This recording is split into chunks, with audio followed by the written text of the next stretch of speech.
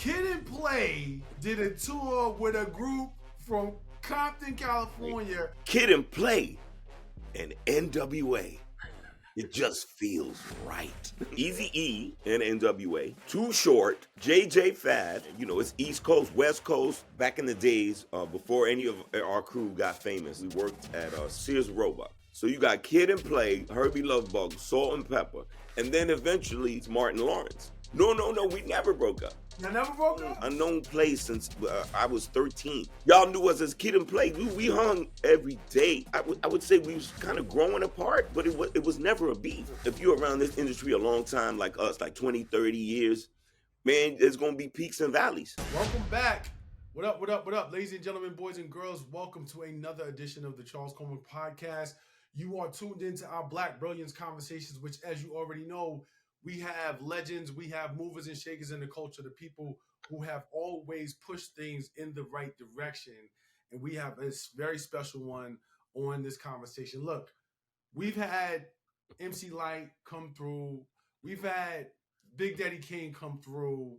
But listen, all I got to say is, because a lot of people may not really understand where I'm going with this, but I'm going to keep it very simple. The ingredients for coming correct, we select on the set. Beats and rhymes that are both in check. Herbie's behind the board, Cole getting respect. We are Kid and Play in total effect. Right. And that's off the dome from like 88. I really mean it. That's off the dome from like literally 88. We got Chris Reid in the building, one half of Kid and Play. Thank you so much for being here. Good morning, my G. Really appreciate you hopping on. Wait! Before you go any further, I gotta give it up for that, man. Like, I wrote that. Yes. For those of y'all who don't know, those are his words. I wrote that, and when I wrote it, I was working in a bank, and when the supervisor would go to the other side of the floor, that's when I would pull out my notebook, right? I was like, I gotta get the hell up out of here. Word. So I wrote with fury and purpose, but yeah, that's from our song "Getting Funky," and man, that's a great way to start off, brother. I appreciate it. You must be from New York. Right? Oh, absolutely. Now you Point Blank Valley. Where are you from, by the way? I watch you on TV all the time, but I never got that part. I was born in Queens and grew up between Queens and Brooklyn. So I always lived in Queens, but my mom and my dad, like, we always did everything in Brooklyn. School. Okay, where'd you go to high school? I went to prep school. I went to school in Westchester. Where'd you go to high school? I went to Bronx Science. Oh, don't let them fool you with that Bronx bit. Bronx Science is a specialized high school. You got to take a test to get in there. Like, yeah. I went to Bronx Science, class of 82. Class of 82? Word is born. So that kind of brings me to one of the things I want to talk about. So I'm still in celebration. Like, I ran those lyrics off, and I could run off other lyrics of yours and a whole lot of other people just because you asked me where I'm from. Yeah, I'm from New York. I sometimes say I'm from hip hop. I'm from a place called hip hop. That's just a planet called hip hop. Planet called hip hop. Like, I live it, I breathe it. It's always been me. So last year we had the 50th anniversary of hip hop. I got a chance to talk to a lot of people. Didn't get a chance to talk to you during that time. How did you feel about the celebration? What did you do, if anything? And what's your honest sort of thoughts about how it went? It was you could describe it a lot of different ways. Monumental, a milestone, obviously. But I mean, it was great to be a part of it. First of all, you still got to be here, and Kid and Play are fortunate to still be here, to celebrate it and to be celebrated. We did a lot of really cool, interesting things last year, and we continue to do so. So I think we're 50 down, and I think the future is bright. I'm not one of the OG guys. That I'm not the old rapper on the lawn. Like hating on the youngins. No, I'm not like that. Things are different. We have to kind of build with it and appreciate it. and there's a lot of the good. There's a lot of good music that's out there that's going to move forward, like the younger generation.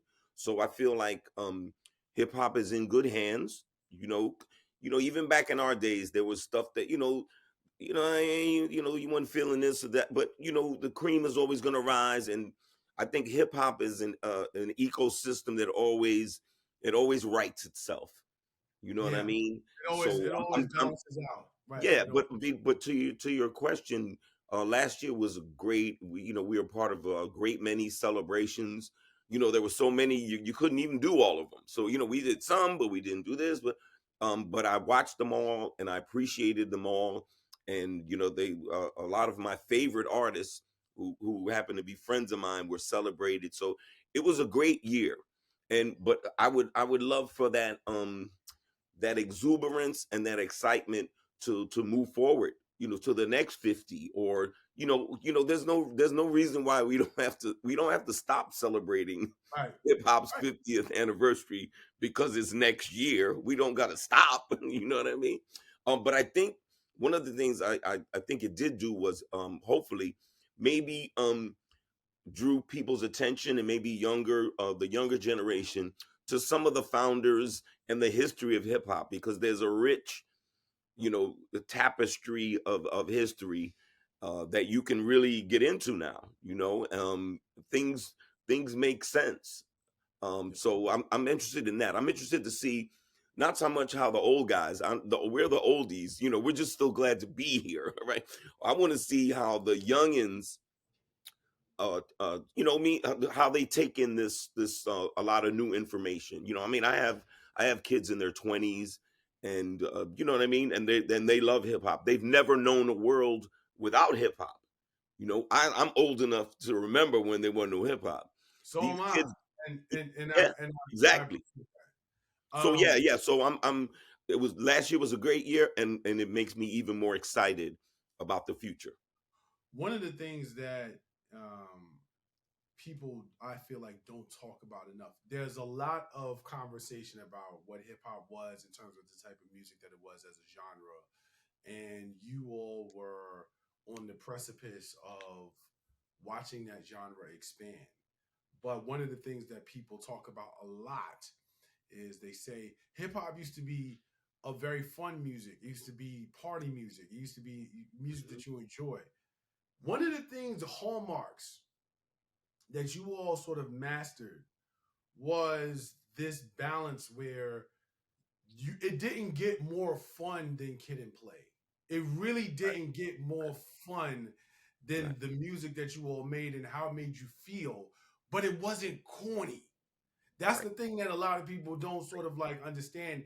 And in terms of like when you talk about hip hop being fun, when you talk about hip hop being a party music, you know, it's you for me, you all and DJ Jazzy Jeff and the yeah, Fresh Prince yeah, are neck and neck yeah. in terms of what made hip Yeah, that hop was fun. that was yeah, that was our lane, right? That was our Yeah, but not corny. Y'all was y'all lane and y'all rocked with it, right, which I respect a lot. And I don't necessarily know that you will get as many flowers for that as you should, but you should right, because people recognize it. But it's like, well, if you recognize that it was there, it had to come from somewhere, and you right. all were like a big part of keeping that alive. Well, you know what? I'm sure we were too busy doing it to figure out why we were doing it. I mean, we're being ourselves. I'm speaking for playing myself, and I know Will and Jeff, they were definitely being themselves, and that's what hip hop is about first and foremost. Mm, Being genuine.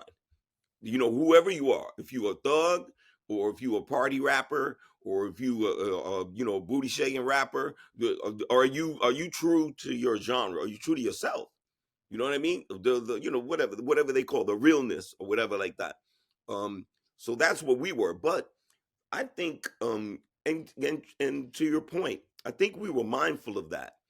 you know um where we were from in Queens, a black middle class neighborhood, East Elmhurst, right near LaGuardia Airport. Um, I was born in Flushing, you so I want know to exactly again? what All it right, all right. Flushing High School is one of the many high schools that Play went to. One of many. is. But yeah, Flushing, yeah. So you know exactly what I'm talking about. So it wasn't. It wasn't a thuggy existence. We had to kind of evade that. But the goal was to be perceived as cool and to get girls. So how are we gonna best how are we gonna get to these goals in most efficiently and expeditiously? You know what I mean? But I mean the short answer is, man, I'm sure glad it came out the way that you described it. Um, we were just being ourselves. We were like, yo, man, do we want to look fly, and do we want to be the center of attention, and do we want to have girls like us? Yes, check, check, check. How are we going to do it? All right, we're going to look as cute as we can be. We're going to be fresh. We ain't got no money, but we're going to look like we got a little bit of money. You know what I mean? We're gonna dance. Girls like dancing. Girls like funny guys. You know what I mean? So these are the things. These are the things that we But they weren't though. yeah, yeah, no, but They come to find out, you know what I mean? That's legit. how it went, and and like I said, to wrap it up, like what I said initially, even the hard rocks, even the hard rocks um, gave us love, and to this day showed us respect because they knew we were being exactly who we were and Yeah. who we are. You know what I I mean? I was gonna ask another question. I'll get to that, but now you brought that up.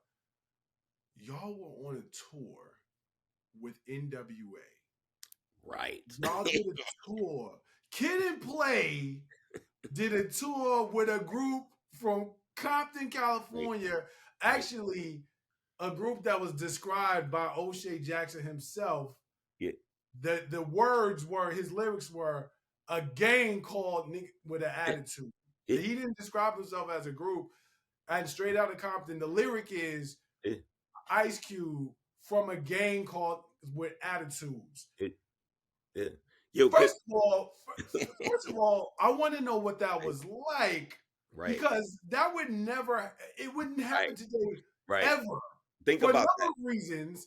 And the main reason is, to your point, people would be so concerned about their image that they couldn't be on a tour with Kid and Play. Like and it's so crazy because it's like we can't have fun. We shoot people. Like it's bad, like weird. Right, But but what it was went, that? but it went the other way too. It went the other way too. Like, I mean, to your point, Yeah, just think of it as a concept. Kid and Play and NWA. It just feels right. You know what I'm saying? So check this out. So this is 89, right? So they approach us with this tour idea. We hadn't even shot House Party yet. This is early 89. So they're like, hey man, you want to go on tour with NWA? I'm like, NWA? Are you out of your mind? You mean the F the police niggas? What is you talking right, about? Like, right? Like and I was in my mind like that don't fit. Isn't that a different audience? right. You know what I mean? But I was wrong. I was wrong. I kind of got outvoted. You know what I mean? They was like, "Yo, we gonna do it, man. Only money out there." Woo, woo, woo. Like I said, we hadn't even shot the first House Party yet. That wasn't, you know what I mean? We was, as a matter of fact, after this tour with NWA, we would go on to shoot the movie. We went from that tour on to shooting the first House Party. But that NWA tour, so it was NWA, Easy E and NWA, Too Short, JJ Fad, um, wait. Who else was on the joint? A Kid and Play, obviously. I think MC Light did some dates or something like that, but that was basically it. And we toured for, it wasn't even like a long tour. Like we were on for like a 2 week leg of it. Um, but and we were we had trepidations. We like, yo, man, these gangster dudes, man, like, you know what I'm saying? Like, but man, it was a revelation. And to me, it shows the power of music and the brotherhood of music, man. Everybody got along. Mm. like a mug, man. It's East Coast, West Coast, so things is even kind of a little dicey back in those days.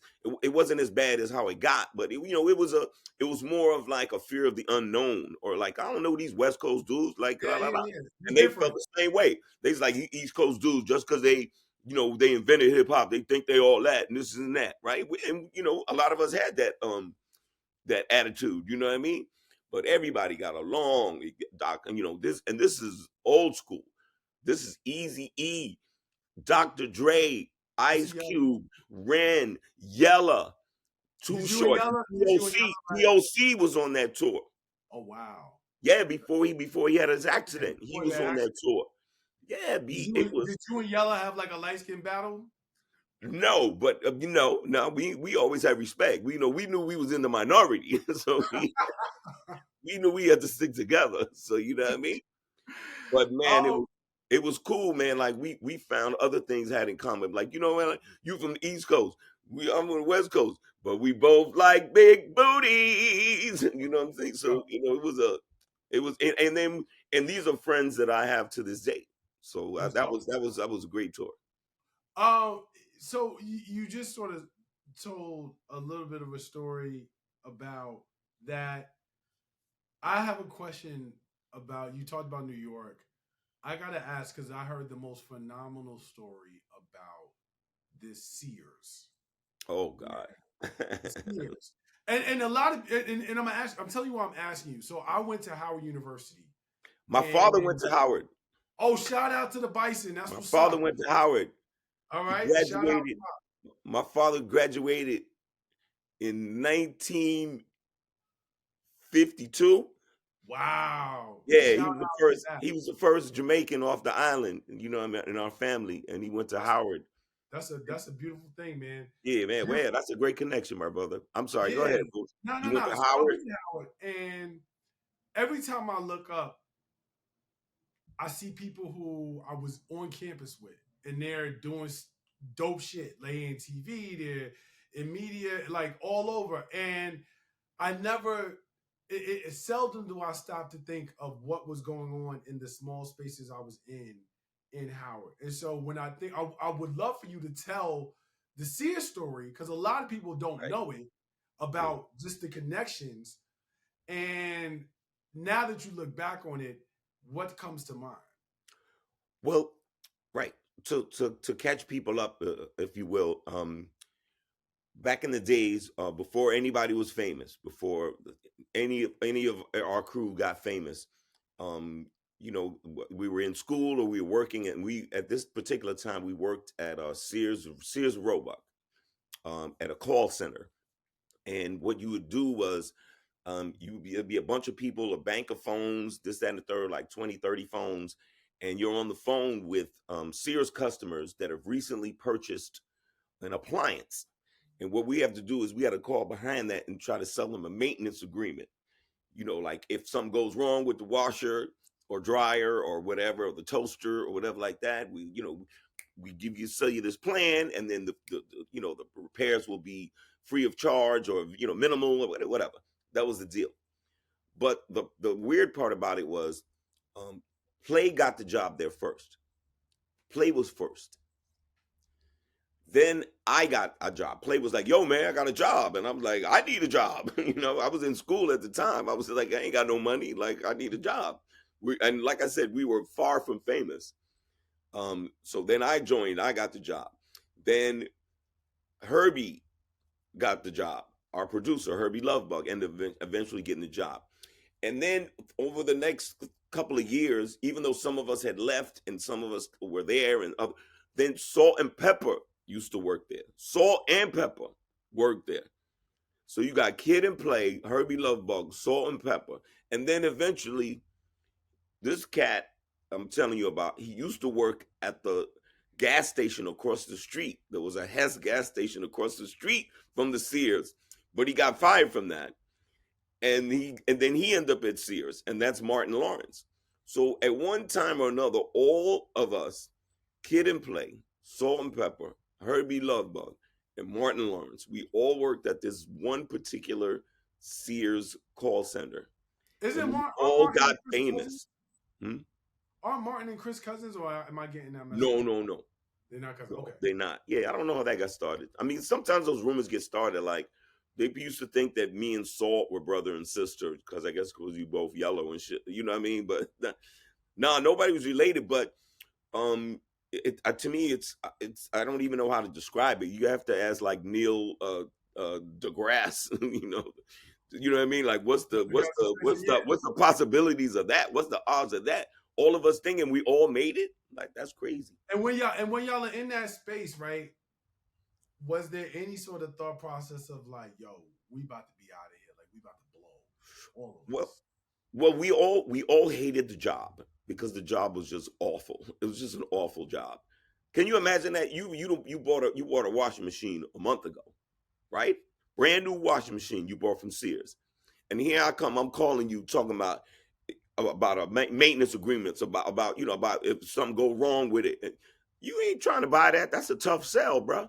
You know what I mean? Like you, because this is what happened. You get hung up on. You get cussed out. They're like, dude, I just bought this washing machine. What are you telling me? What's gonna go wrong with? I gotta buy something on top of that. So it was doomed to fail.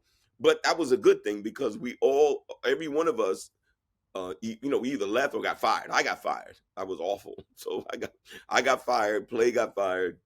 Herbie got fired. I think at one point we all got fired. Yeah, and thank you, Sears, by the way.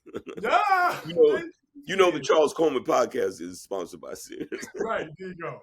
No, Oh, but no, it was yeah, it's weird how that was. But I don't know. Maybe the despair of a job like that. Maybe is that what motivated us to really really work hard on the music? I don't know.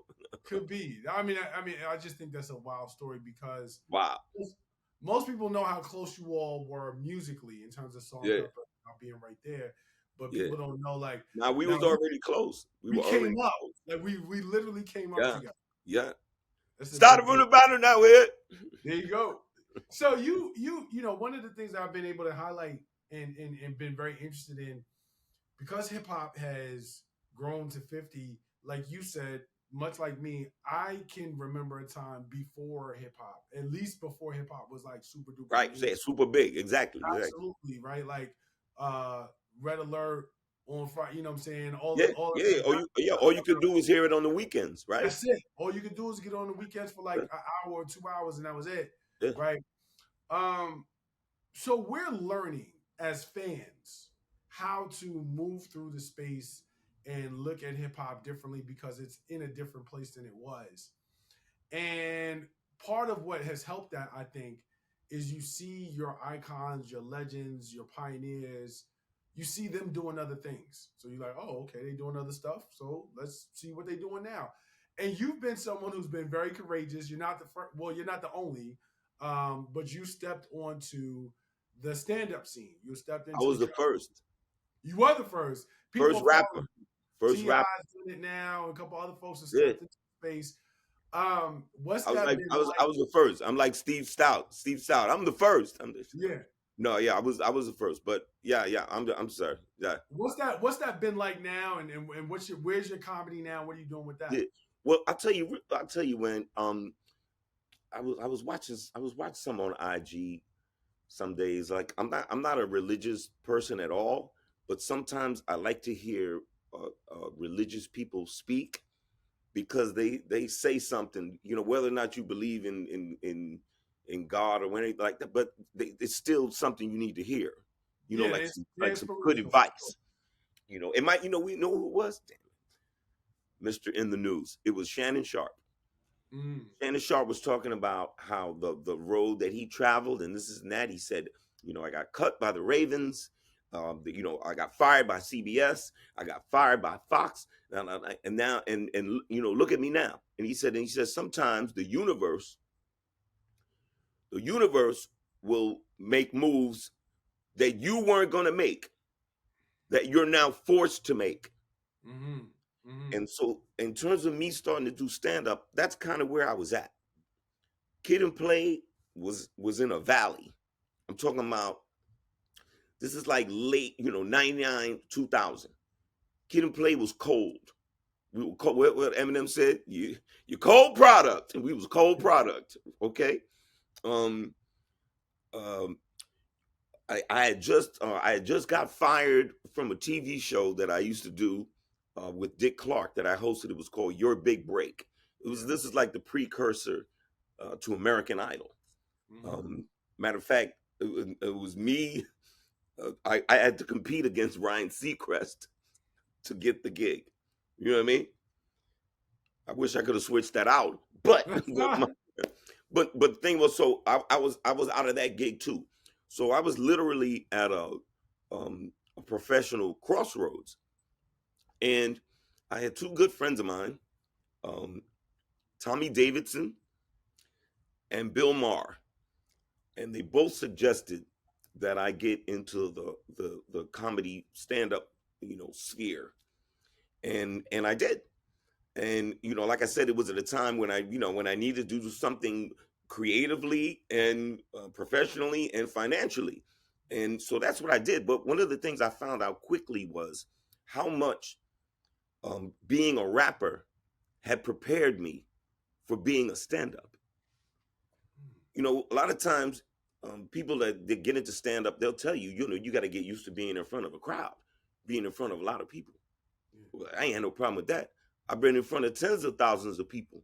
You know what I mean? So stage fright wasn't, other than, just some natural nervousness, whatever. But I knew my way around the stage. I wasn't rhyming, but I'm on the mic. I got to control the crowd. I got to da da da. I'm play with your emotions. I'm very similar. And so I found that out pretty quickly. And then I really, really got into it. It was just me. It wasn't me and my boy. It was, I was using different muscles creatively.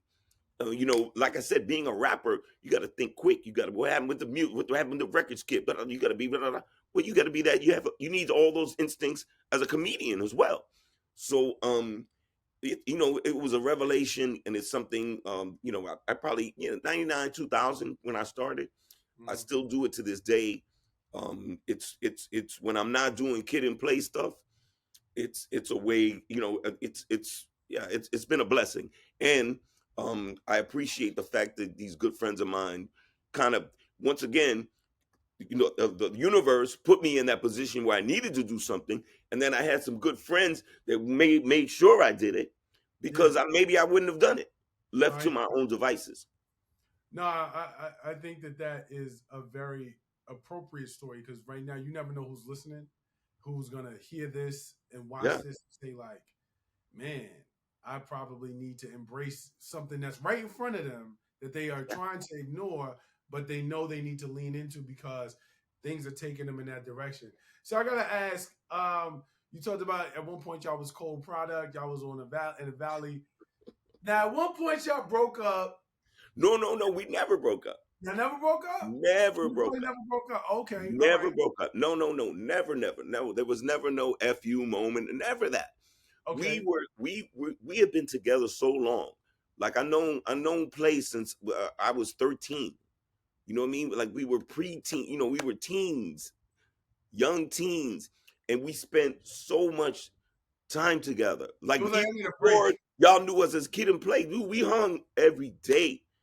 Me and this dude hung every day. He was my homie, Scromy. We lived around the corner from each other. You know what I'm saying? Like that. And man, we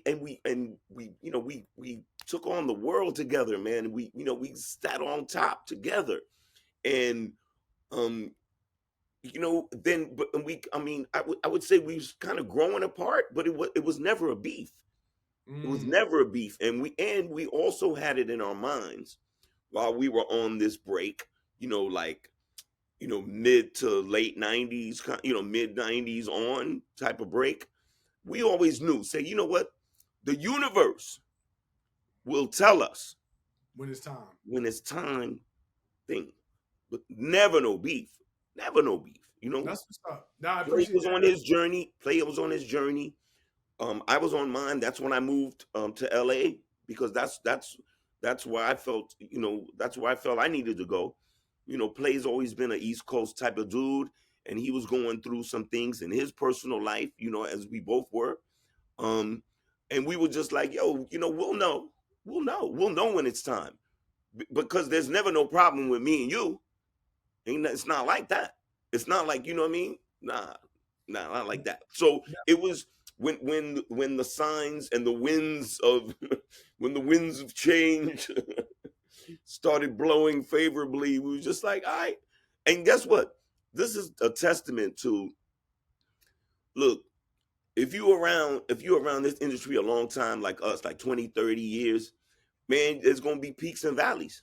Mm-hmm. There's gonna be peaks and valleys. And what's more important is what you do when you're in the valley than when you're at the top. What do you do when you're in the valley? Do you stand strong? Do you stick to your principles? Do you know what I mean? Are we still on brand? Or are we gonna do some sucker shit or some trendy stuff and crush our brand and make our fans, you know what I mean? So we was just like, look, when we was in the valley, we was just like, yo, we gonna chill. And then what happens is this. It's like science. It's like the revolution. It's like when you're going around the sun, the stuff comes right back around. And all of a sudden, you cool again. And you cool again because you didn't waver. You didn't flip. You didn't try to do some new trendy hip hop stuff that don't fit you. That suit don't fit you. Right. And so that's kind of what happened. It just started coming back around, and people was like, to your point earlier, man, remember when hip hop was fun? Remember that? Remember when you got into a fight at the party and everybody lived? Right, right. We all went home, right? You don't went home. It's So, funny. I think, yeah, we yeah, we I think over the years we've had good instincts Yeah. to know, when to move and know when to, stand pat. And also too, um, I don't, we're not in a big group. It's me and another guy, you know what I mean, that I grew up with. So we're and it's not that we agree on everything all the time, but we have the benefit of each other's counsel. So as much as I think I might but he, Play will say, well, let's consider this, and oh, bet that, okay, you know what I mean. But it's not like 4, 5 dudes. It's just one other dude, and we can lean on each other. And Mhm. there's sometimes where if one of us is like really gung ho on something, like, nah, dude, I got a vibe on this. All right, bet, let's do it. But Don't work out. if it get effed up, guess what? You're gonna get this work. So, Yeah. but we understand that. We understand that. It's funny because you talked about, the revolution of how things can be, and I had a conversation on the podcast with Jadakiss. Shout out Jadakiss. Earlier this season, and he described it as a Ferris wheel, and he was just like, Ooh, yeah, your yeah, goal is you're never gonna stay at the top. Your goal is to figure out how you position yourself so you can just stay on and just be patient enough yeah, to yeah. let it come back around. So it's the same concept. Um, I got to ask you about. I was doing some research, and you guys have always had a super duper, for the most part, like clean image, and that was on purpose, and I understand it. I gotta ask though. I heard at one point you and Vanilla Ice had some beef. That's funny. Yeah, What's you that know about? what? I gotta hear Yeah, that. you know what? And well, and guess what? Shout out to Vanilla Ice. Like, I can't tell you, we're on, we've been on this tour for like the last 8 some odd years, the I Love the '90s tour, which Vanilla Ice headlines. So Vanilla Ice and Kid and Play, we're actually really, really cool right now. But this was back in the Listen right days of, now. no, we are, man. No, honestly, the guy's a great guy, man. I'm telling you, man. I got to know the guy. Like, I know the dude now. When we was going back and forth on records, he didn't know us and we didn't know him. You know what I mean? So So what happened was, on his first album, the one that had the boom boom boom with the boom boom, right? Ice Ice Baby album, whatever. He had a song on it. I forgot the name of it, but um, he called us out. He was like, something something something. What can you say? And I dance better than any kid or play. Just said that on the record. Like, we don't know this dude. We don't know him from nothing. and y'all just caught it straight for no reason. Y'all just out there I don't know. catching. Yeah, I'm like, I don't know this dude. You know what I'm saying? So we felt like we had to respond. So we had a we had a record on our album. The album was called Face the Nation, and it was the record. The particular record was called Next Question.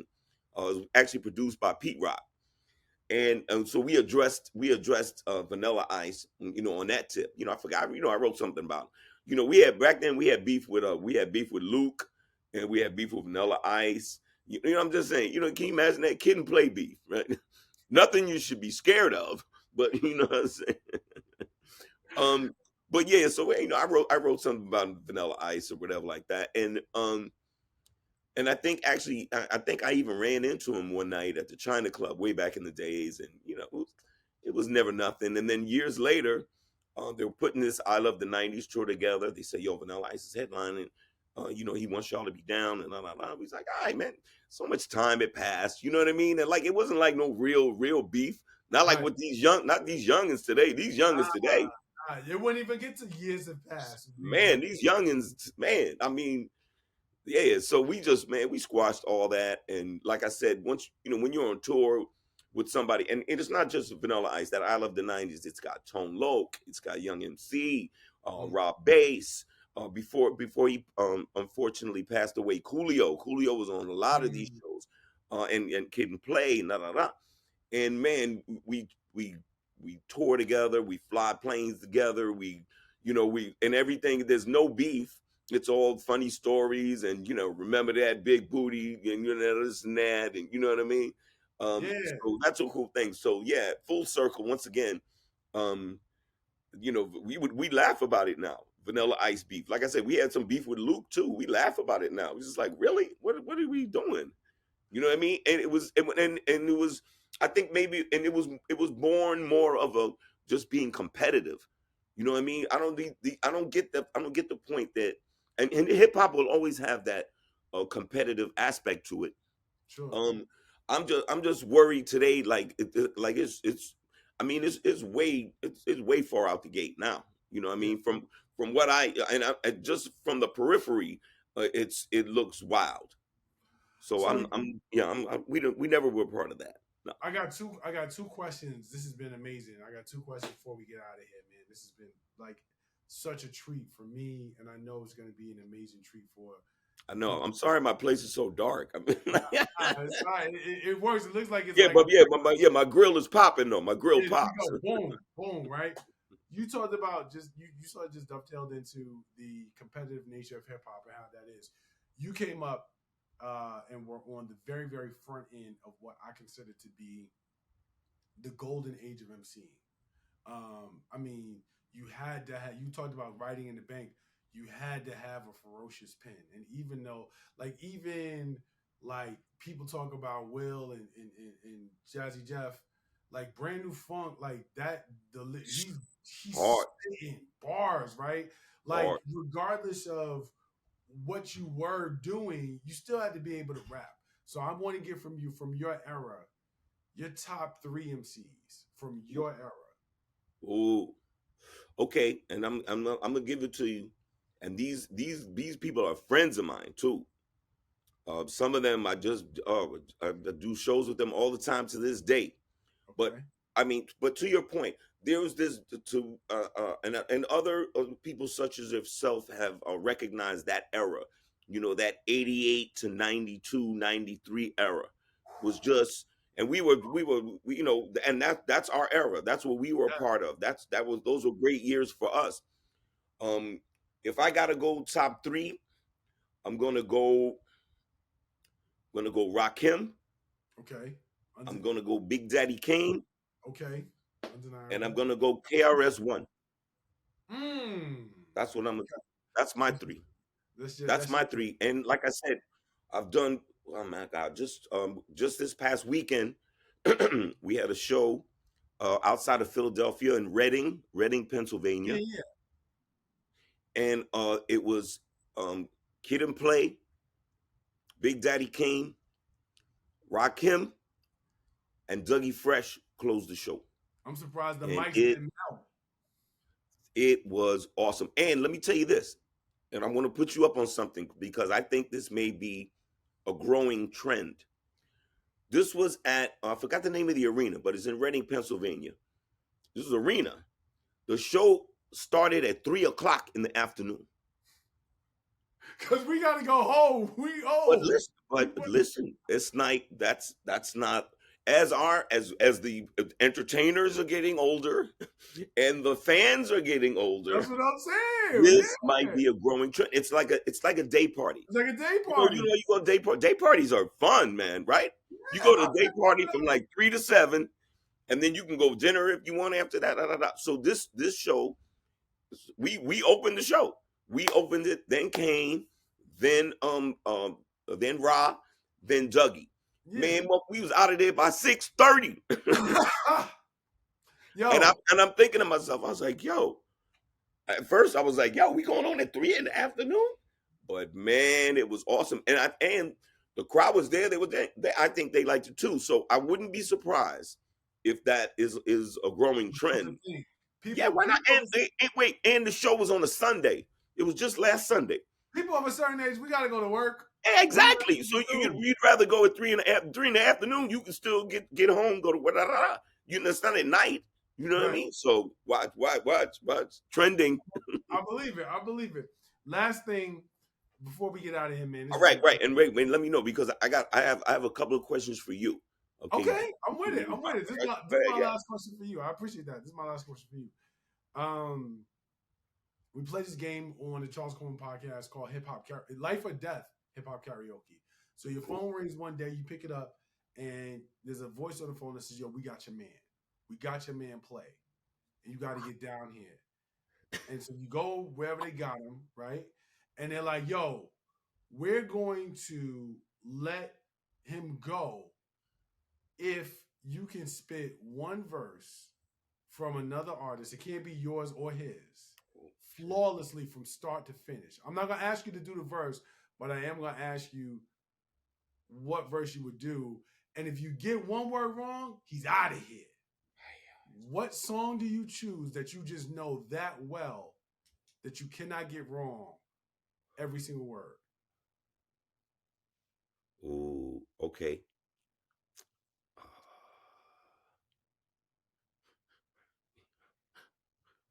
All right, maybe paid in full. Okay. All right. All right. That's a Thinking good of a one. bad plan. Once you start, because Paid once you up start with us. you can get that. Yeah, you can get the playing full from start to finish. Big Yeah, Daddy King I was think I on. could do that one. I think I could do Big that one. Daddy King Or was you could do on. oh man. Yeah, that's a good question though. That's a good question. Big Daddy What would you do? What if they said, look, Mine is easy. Mine is "Ain't No Half Stepping" by Big Daddy Kane. But the thing about it is, like, I know mad lyrics, so I could be like, "Oh, you got you got my sister or my mom's or whoever." yeah, I could just choose like, right, right. I'll What do else? Yeah, Triumph by Wu Tang. I just know yeah, mad lyrics. That's just yeah. What you know what? And have you seen Kane perform recently? I've seen Kane perform. I think like Dude, I see him all the 9 time. times. Yeah, Yeah, but like he kills it. recently, he's still nice with Oh, it. he kills We talked about the fact that he, like you all, like somebody from your Same era, era. Same era, bro. you all understand the notion of number one, entertaining, Yeah. right? Like you just can't just come out Yeah. on stage. You had to be You able to don't know blow what these. the Yeah, I crowd. don't know what these. Yeah. Yeah. You had to have a stage presence. You had to have a show. People were expecting things. Huh? You know what I'm saying? Like your attire had to be like a certain way. It's Oh, certain things that people expected about how you rock the crowd. Rocking a crowd is a was rock an crowd. element to MCing. And part of it Absolutely. was Absolutely. y'all didn't start on YouTube or Instagram. You Nope. started in Oh, parties. in roller skating rinks. Right. Homie. With real people that you had to actually be able to move the crowd with, as opposed to like, I'm just talking Yo, we were playing in high schools. We performed at talent Rikers. shows. We performing at Rikers. Wow. That's crazy. I didn't know that. Rikers? Woo. Yes. We were at Rikers. Is that, hold on. Is that where the idea from the scene in House Party came in? Where y'all No, was no, no, no, no, no, okay, I was no. about That to say was that would have been no, that crazy. was Reggie. That was Reggie's idea. I But was saying, guess well, that what? was Reggie Husband's idea. Shout out Yeah, that Reggie was Reggie Husband's idea. But trust me, I'm sure in my mind, I hearkened back to that's crazy. yeah, to that. So you said But you yeah, had some yeah. I mean, but to your point, yeah. I mean, like I said, we're so old school with it that yeah, we those are the places we had to perform. We didn't have the benefit of of YouTube and social media to kind of maybe expedite the process. But that's okay. You know what I mean? You still got to be good. If and when, or you will be exposed. You know what I'm saying? And so when I see all these young artists that I come across and approach us and say they're fans of ours, man, I wish them the best. I work with some of them. I work with young artists. I still write and produce music. It's still music is still very exciting and a really important part of my life. So I'm lucky, man. I can still get to do the music. I get to travel and tour with Play. We had that progressive campaign that we did commercial was really it was a really we hit a nice lick with that. My mm, stand up is fun. There's a bunch of new stuff I can't even. We got the matter of fact, we got a new podcast. I'm gonna put you up on that, and hopefully, Charles, you can come on our podcast. It's called the Fun House. We're I would getting ready love to to. drop it on the 19th of March on all streaming platforms, and it's playing myself and we had a great bunch of interviews, man. We're trying to kind of blend that flow of old school hip hop with the new school. So we interview people like Dougie Fresh, like Chuck D, Yeah. like Kid Capri, you know what I mean, Roxanne Shante, da da da, and then a lot of it is just playing our kicking it and giving our opinions. Play is more of an old school kind of vibe. I love my old school, but I have my ears way more to the ground than his in terms of the newer artists. I'm always checking for him because I love hip hop. And we're already up on that wall, so to speak. So Right. we're cool. We're cool with the way that we are beheld, if you will.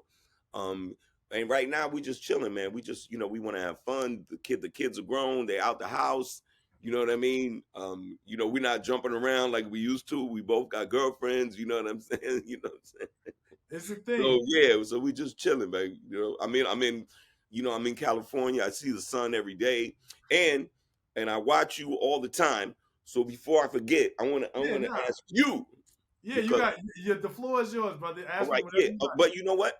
I just wanted to ask you, and not like no trying to jump on nobody. I was just your interactions with the other with the host that you interact with on Mhm. MSNBC. You know what I mean? That's I watch that the most. So I get to watch you and so I'm wondering what are those people like? You know what I mean? Oh man, that's a great question. The you know what I mean? Like what Yeah, like yeah, yeah. because it always seems to be like a good vibe and it's always respectful and da da da. I Like how did you get on with that in the first place? that's a great question. Whew. Here you go. Switch to the interview. I love Yeah, it. So we'll do it again when you come on our podcast. no How about doubt, no that? doubt. But yeah, I'm So just curious. yeah, yeah, no doubt. So I was in the civil rights space. The short version is that I was in the civil rights space and just doing the lawyer thing. And then in 2013, I was sitting in my office and I was watching the George Zimmerman trial when Trayvon Martin had gotten killed and he was Mm. on trial. And I was watching some of the commentators, like I was in my office watching it on my computer, and they was getting everything wrong. And I was like, I called What one of them. the analysis? Yeah, the analysis was just way off, and I was just like, "Yo, who are these bozos?" I was just like, I could do better than this. Like, I know I Whose man's is this? yeah, exactly, right? Like, who is this? So eventually, I was writing a lot of work, a lot of commentary and pieces about um, social justice issues, and eventually, like one day, literally, somebody from another network, from CNN, called me, and it was like, "Yo, do you want to come on and talk about your piece?" I did, and a piece I had written, and from there, I just kept showing up. They kept calling me, I kept showing up, and I found a home at MS, which has been amazing. I say a lot that I work with dope people. Everybody has it. It took me. this is like year 3 for me. It took me almost a year and a half before I could kind of look at these people as my work colleagues. Cause I would walk into work and be like, yo, that's Lawrence O'Donnell. Yo, that's Right. Reid. Yeah, Yo, yeah, yeah. like Yeah. it took That's what a I'm saying. it took a minute for that. Yeah. But everybody is super cool. Everybody has a different personality. Y'all had I had Joy on the podcast, Yeah. and I asked her the same because this is what we do. I asked her the hip hop karaoke question. She went right into Biggie, give me one more chance, Ooh. flawlessly. And she, you know what I'm saying. And then I had Steph Rule on, and I asked her, No, no way, no and way. she did Baby Got Back by Sir Mix-a-Lot. Oh, Like I'd say that I can't choose a favorite, right. like because I have different relationships with people. Like I've known Simone since Yeah. before Yeah, yeah. she and She I were seemed like both she at the real network. cool. Super cool, amazing, amazing, amazing woman. Super bright. She like has like the most energy out of everybody. Like she's the most like you Right, know yeah, like I'm here about right, everyone. right, right. Um, She light up a room. she will light up a room. Yes, she will light up a room. But I will say that one of my favorites, I have to be honest, is Steph Rule because No Steph, way. yeah, Steph is so dope, man. She when Steph was doing Dayside, which is basically anything from 10 to 4, she Hmm. had me on a lot.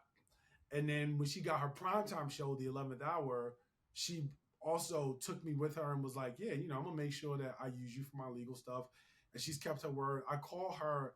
A very, I call her a responsible ally because she's somebody who like really is good about making space for other people, Hmm. and she takes that very seriously. And so I mess with her. But everybody is cool. Like I fool with everybody. Oh, And yeah, Steph is a I like to favorite. hear that because like I said, Yeah, I got it on right now. I'm looking at it right now. You know what I mean? It's always yeah, on. You know what I mean? My girlfriend gets annoyed. She thinks I watch too much news, which I do. But you know what I mean? I don't know. You kind of you get in and you get your news um where you feel comfortable. You know what I mean? And you know I feel comfortable with y'all. You know what I'm yeah. No, saying? So, I appreciate that. I do appreciate that, and I will you pass know, that on. nah, yeah. I'm just saying, and I'm sure you get it. You out and about or whatever like that, and people tell you. But yeah, man, people, people are watching, and the when we see you, somebody like you on that wall, we like bet. All right, now yeah, now let me find out what's really going on. You know Yeah, what I mean? And I'm gonna take that. I'm gonna take that and go. I'm going out in the world with that because I feel I got all right. Yeah, my man Charles. That's what he said. Okay, bet. And I'm out. yeah. And Because I'm gonna go with that. that means a So you know lot. what I mean? Like, but I don't. People don't take these words lightly. Your words have weight, I and appreciate and and I know and you're thoughtful, and when your man's hit me up, I'm like, what? I said, Charlie, and I miss my brother Charles, y'all. it. It was wrong. No, man, I appreciate that. Means that means a lot. You never know who's watching, man. That's And what's so up. But yeah, man, we'll stay down, man. Like I said, whether it's Duncan, whether it's my man Duncan or my man Blade Brown from the street, either or, to know that they both watching means a lot, man. oh no, That's and a guess very what? dope preference. Go ahead. And guess what? I always tease Play because when we were coming up, like he was not a studious person. Let's leave it at that. Like he went to like 5 different high schools. Like I said, Flushing being one of them. 5 different high schools in Queens. But what happened was we were great in that we kind of affected each other because um he saw how important education was in my life and how it was working for me. But I had no way to navigate the streets. That was what he possessed. And when we came together, that was kind of that was that thing. Like he bit off of me and I bit off of him. He helped me and I helped him. So And when class oh, act it's a was true more true story. than that. No, that's a true story. And when we got that script, I remember reading that script. We was like how do y'all know us? Like Wow. they had adapted a little bit, Of but course, of course. it was basically that story. I was the nerd, he was the hard rock, but we fit together and we helped one another and we rose together. So That's dope. that's what it was. So class act was, yeah. That Yeah, we had fun doing that. We was just like, this ain't nothing. This is I've seen that movie like 18 yeah. You times. know what? I'll tell you something about Class Act. You know, people love House Party, and that, you know, that's our thing. But I will say this: Class Act is a movie that has aged well. It has. Aged well. It really has. Yeah, some movies don't age well. Some movies you watch when you was a kid and you like, yeah, you know what I'm saying? Or you listen to certain records you made back then. No, that wouldn't work now. But some things ripen with age, and some things age well. And I think Class Act is one of them. And you know what? We were fortunate. You know, we got to make a lot of these classic records with some great people, producers like Herbie Lovebug, and you know, great groups like Salt and Pepper put us on, and all that has aged well too. Yeah, Like that's what I'm saying. Like, you know, can you imagine that, man? The phone is still ringing. The phone's still ringing. it's a blessing, man. That in of Yeah. itself is a blessing. So that's what's up. Yeah, man. This has been another amazing conversation Hey, on the Charles hey. Our Black Brilliance branding conversations we have had. My man, Right? Chris. Can you do? Wait, today is beige brilliance. How about that? All right, Hey. beige brilliance today. Beige brilliance today. My man Christopher Reid, aka Kid from Kid and Play. Thank you so much for coming through on the couch, my brother. And y'all stay tuned for more of the Charles Coleman podcast. We'll be right back. Peace.